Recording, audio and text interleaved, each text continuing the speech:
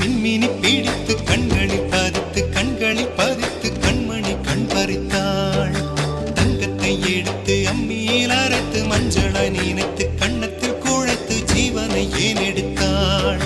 காவித்துறவிக்கும் ஆசை வளர்ப்பவள், அருகும் புல்லுக்கும் ஆண்மை கொடுப்பவள், பெண்களின் நெஞ்சுக்கும் பித்தம் கொடுப்பவளே. ஓஹோ தேடி